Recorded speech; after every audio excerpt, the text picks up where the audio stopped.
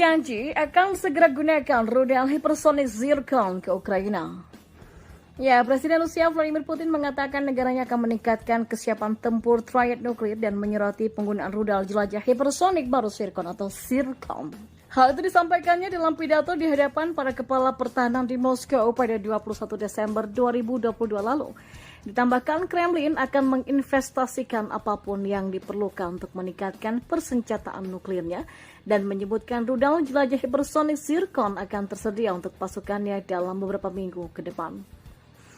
Kami tidak memiliki batasan pendanaan. Negara dan pemerintah menyediakan semua yang diminta oleh tentara. Ujarnya seperti diwartakan oleh Daily Mail. Sementara itu pada tanggal 23 Desember 2022, Menteri Pertahanan Rusia Sergei Shoigu mengumumkan pengiriman pertama rudal hipersonik Zircon ke Angkatan Laut Rusia mulai dilakukan. Didapuk sebagai pengusung Zircon adalah fregat Admiral Groshkov yang tengah menjalani persiapan akhir sebelum berlayar ke misi di lautan. Seperti diketahui, militer Rusia adalah pengguna rudal jelajah hipersonik pertama di dunia, yakni dengan rudal jelajah Kinzhal. Sementara Amerika Serikat dan China baru dalam taraf pengembangan.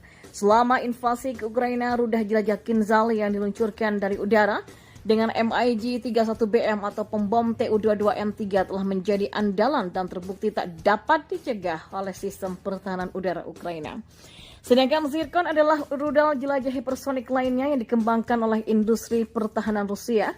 Perancang Zircon adalah Biro NPU. Rudal ini sedang diproduksi massal di pabrik Mashinostroyenia. Zircon yang memiliki kode resmi 3M22 ini dapat dilengkapi dengan hulu ledak konvensional ataupun nuklir. Selain diluncurkan dari kapal perang permukaan, juga dapat dilepaskan dari kapal selam.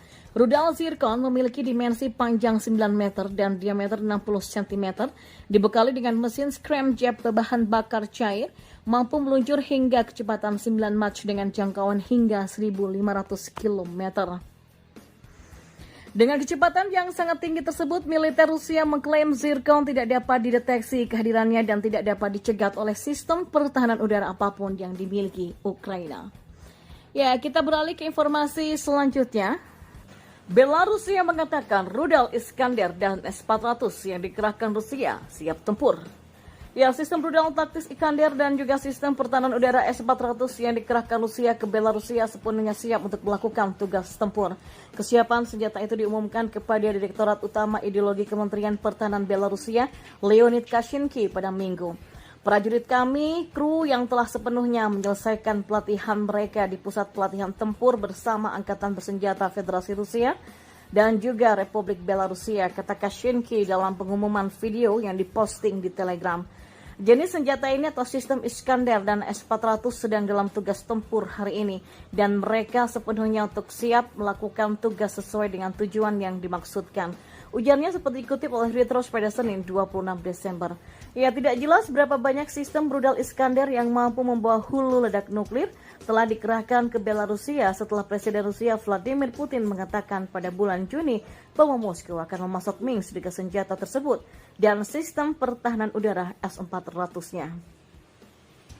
Pengumuman dari pejabat Kementerian Pertahanan Belarusia itu muncul di tengah meningkatnya tekanan Moskow pada Minsk untuk membantu invasinya ke Ukraina yang sekarang sudah berjalan 10 bulan dan masih belum ada tanda-tanda akan berakhir. Ya, pasukan Rusia menggunakan Belarusia sebagai landasan peluncuran untuk serangan gagal mereka ke ibu kota Ukraina Kiev pada bulan Februari dan telah terjadi peningkatan aktivitas militer Rusia dan Belarusia dalam beberapa bulan terakhir. Iskander M, sistem rudal berpemandu mobile dengan nama sandi SS-26 Storm oleh NATO, menggantikan sistem rudal Skud Soviet. Dua peluru kendalinya memiliki jangkauan sampai 500 km atau 300 mil dan dapat membawa hulu ledak konvensional ataupun nuklir sendiri. Ya, kisaran itu mencapai jauh ke tetangga Belarusia, Ukraina, dan negara anggota NATO seperti Polandia yang memiliki hubungan sangat tegang dengan Minsk. Sedangkan sistem S-400 adalah sistem intersepsi rudal darat ke udara atau SAM Rusia yang mampu melibatkan pesawat terbang, UAV, dan juga rudal jelajah serta memiliki kemampuan pertahanan rudal balistik terminal. Kashinsky menambahkan, pesawat militer negaranya juga telah dimodifikasi untuk membawa amunisi penerbangan khusus. Dan di informasi yang terakhir, senjata nuklir Moskow menghentikan Barat memulai perang melawan Rusia. Ya, persenjataan nuklir Moskow dan aturan yang ditetapkan untuk penggunaannya adalah satu-satunya faktor yang mencegah Barat untuk memulai perang melawan Rusia. Hal itu disampaikan Wakil Ketua Dewan Keamanan Rusia Dmitry Medvedev dalam sebuah artikel yang diterbitkan di Rossiyskaya Gazeta pada hari Minggu. Medvedev, mantan presiden yang juga sekutu utama Presiden Vladimir Putin, juga mengatakan Moskow akan melanjutkan perangnya di Ukraina sampai apa yang disebut dengan rezim menjijikkan yang hampir fasis di Kiev disingkirkan dan negara itu telah didemilitarisasi total. Dalam sebuah wawancara yang disiarkan secara terpisah pada Minggu, Putin mengatakan Rusia siap untuk bernegosiasi dengan semua pihak yang terlibat dalam perang, tapi kata dia, Kiev dan pendukung baratnya menolak untuk terlibat dalam pembicaraan. Medvedev yang menjabat sebagai presiden Rusia dari 2008 sampai 2012 secara teratur telah mencela Barat yang dia tuduh ingin memecah belah Rusia untuk menguntungkan Ukraina. Apakah Barat siap melancarkan perang besar-besaran melawan kami, termasuk perang nuklir di tangan Kiev? Satu-satunya hal yang menghentikan musuh kita hari ini adalah pemahaman bahwa Rusia akan dipandu oleh dasar-dasar kebijakan negara tentang pencegahan nuklir dan jika muncul ancaman nyata, hal itu akan menindak mereka, kata Medvedev dalam artikel tersebut. Putin dan pejabat senior lainnya telah berulang kali mengatakan bahwa kebijakan Rusia tentang senjata nuklir adalah senjata itu dapat digunakan jika ada ancaman terhadap integritas teritorial. Menurut para pakar, Rusia memiliki persediaan senjata nuklir terbesar di dunia dengan hampir 6.000 hulu ledak.